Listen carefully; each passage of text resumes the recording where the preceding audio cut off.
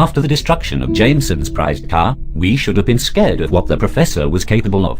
Shit, we should have been scared long before that. But we weren't.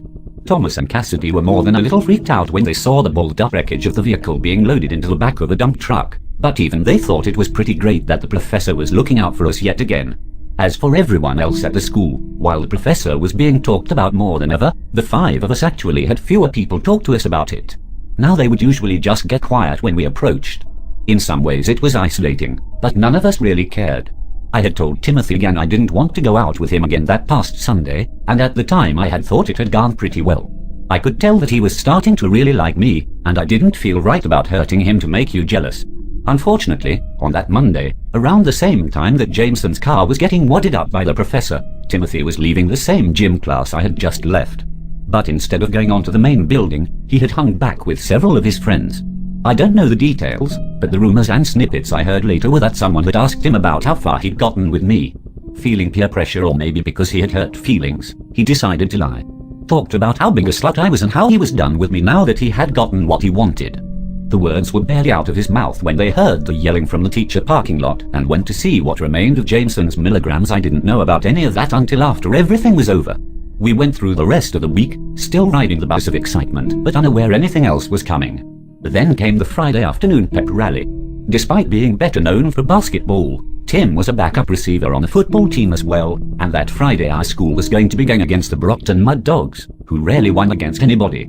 The pep rally was relaxed and fairly fun, and they had incorporated a competition of sorts into the rally where all the football players would take turns running up to a small trampoline that had been set up and try to dunk a basketball. It was silly fun, and most of the football players made a big show of hamming it up as they either dunked it or missed terribly. Then Tim's turn came.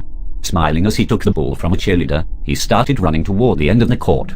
I noticed that he seemed focused and serious by the time he leapt for the trampoline, but maybe he just didn't want to mess up. When he landed on it, instead of propelling him up, it somehow sent him shooting forward as well. His face caught the bottom edge of the backboard with a sickening crunch, but it did little to slow him. Instead, the blow just caused him to flip head over heels as he continued going toward the cinder block wall 15 feet beyond the edge of the court. When he hit the wall, he was nearly 20 feet up and struck first with the back of his head. We all heard the meaty cracks as his skull and several other bones gave way before he tumbled to the tile floor like a broken doll. It had all happened so quickly that the cheers were still fading when the screaming started. Even without knowing the reason why, we all knew the professor was behind it. Tim's path and speed were unnatural and far beyond what would have been possible from him just jumping on a small trampoline. We weren't the only ones that thought that, of course, but what could anyone do? It was easier to just pretend that it was a terrible accident. School was cancelled for the day and for the following week, with grief counselors being called in to talk to students and faculty that wanted to come to the campus on Monday through Wednesday. A candlelight vigil was also going to be held that Monday night in the gymnasium. Timothy's death affected us a lot more than any of the rest of the professor's actions had. Even if we had known about his shitty lies at the time, none of us would have thought he deserved to die for it. As it was, we met on Sunday and talked about what to do. We knew there was a chance the professor was listening in on us, but we knew of no way to stop it, and there did seem to be times when it was unaware of what we were doing.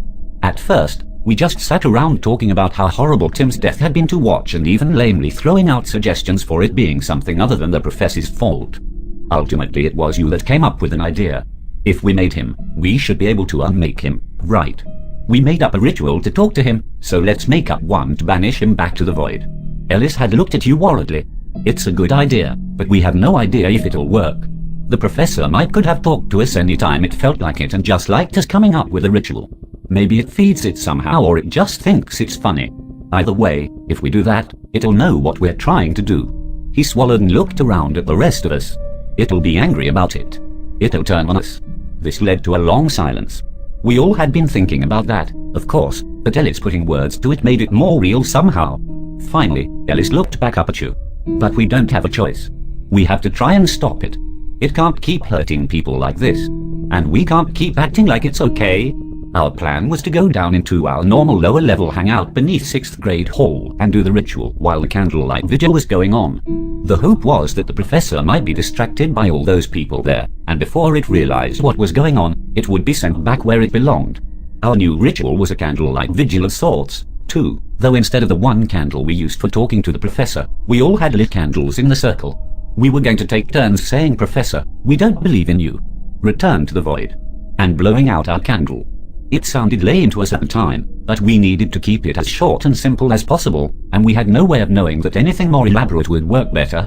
So there we all were, staring into each other's candlelit faces in the dark of an abandoned classroom.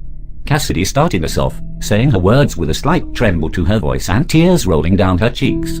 It was hard on her. On all of us. Not just because we were scared, but because even after everything that had happened, it still felt like we were betraying a friend.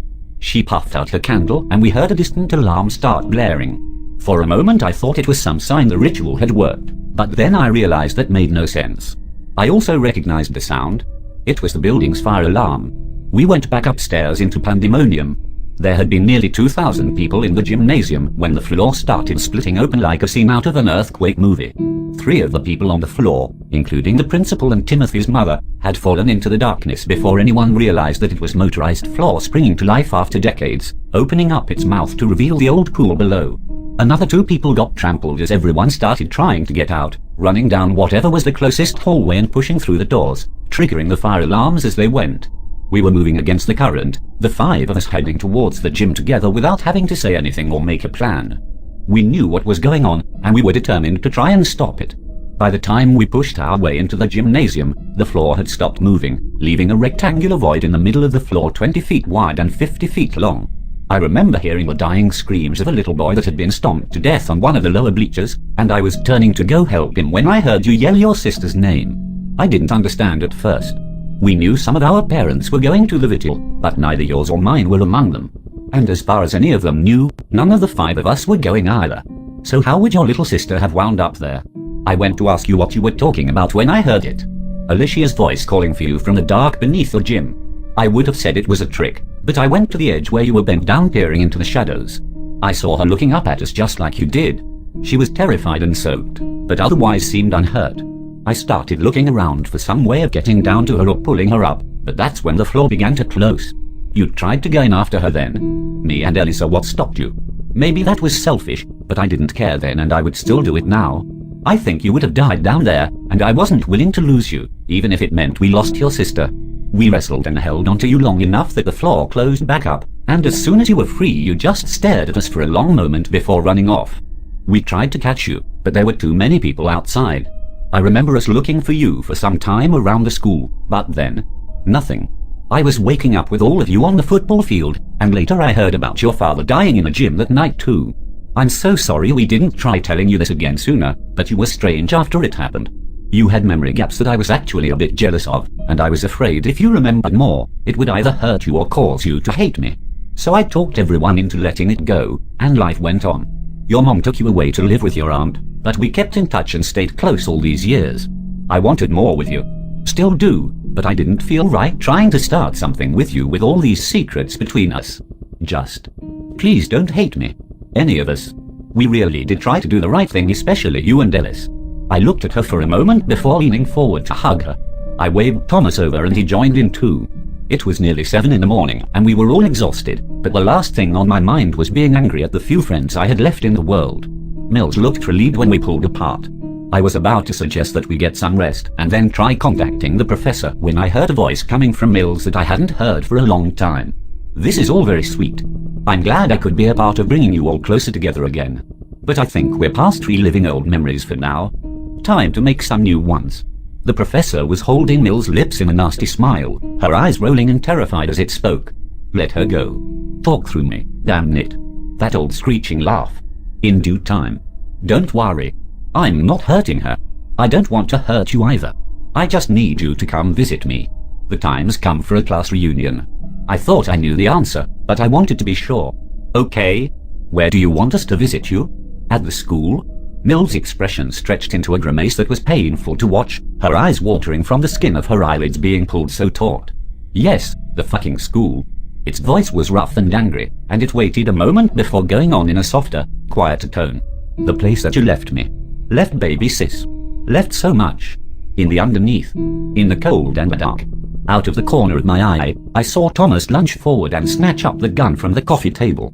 For a moment I forgot it was unloaded, and I let out a scream as he put it to his temple and pulled the trigger repeatedly, each metallic click bringing a shuddering gasp of breath from him. By the fourth click I saw that he had wet himself, and as I stood to help him he lowered the gun. I saw the professor and Thomas' face a moment before I heard its voice coming from him, wavering between tinkling bells and grating stones.